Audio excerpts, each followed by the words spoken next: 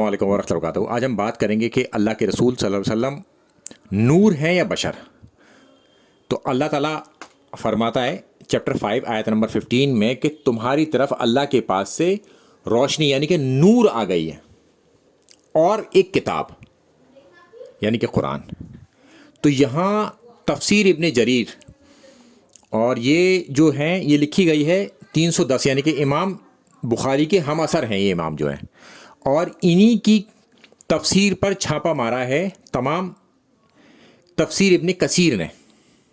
تو ابن کثیر نے انہی کی ہر چیز لی ہے اس میں۔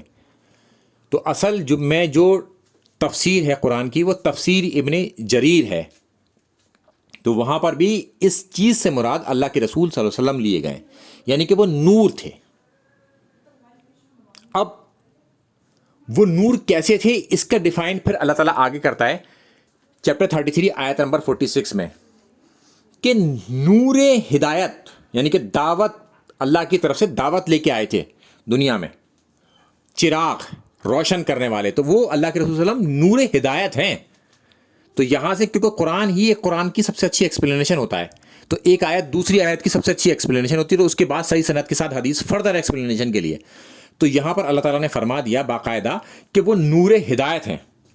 اب ہم چلتے ہیں اس کے آگے کہ اللہ کے رسول صلی اللہ علیہ وسلم نے بتایا کہ میں جب سے نبی ہوں، جب آدم علیہ السلام مٹی میں ایک مورت کی طرح تھے، یعنی کہ آدم علیہ السلام کے پیدا ہونے سے پہلے بھی اللہ کے رسول صلی اللہ علیہ وسلم کے بارے میں لکھا تھا، یعنی کہ اللہ کے علم میں تھا کہ نبی کریم صلی اللہ علیہ وسلم آخری خاتم النبی ہوں گے۔ تو یہ اللہ کے علم میں پہلے سے ہی تھا، یعنی کہ اللہ کے علم میں ہر چیز پہلے سے ہوتی ہے، اور اگر کوئی نبی پیدا ہوتا ہے نا اس وقت بھی وہ نبی ہوتا ہے، مگر اسے پتہ نہیں ہوتا، یعنی کہ اس کو معلوم نہیں ہوتا اس حوالے سے کہ میں نبی ہوں۔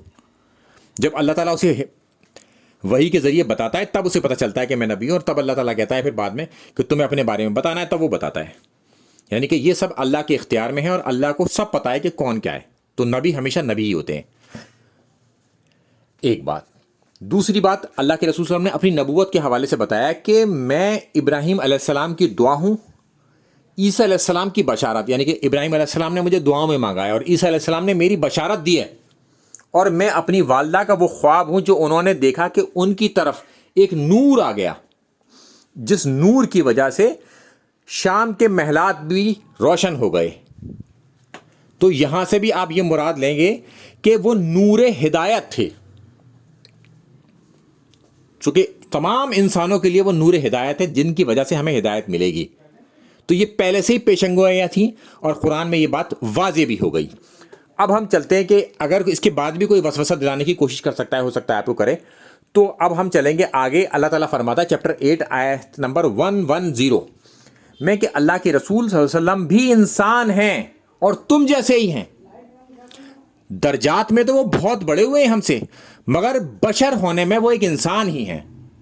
تو یہ بات یاد رکھیں۔ تو اللہ کے رسول صلی اللہ علیہ وسلم بشر ہیں اور انسان ہیں بشر ہونے میں، مگر ان کے درجات بہت اوپر ہیں اور ان کے ساتھ کمالات جڑے ہوئے ہیں، اور وہ نور ہدایت ہیں۔ السلام علیکم ورحمۃ اللہ وبرکاتہ۔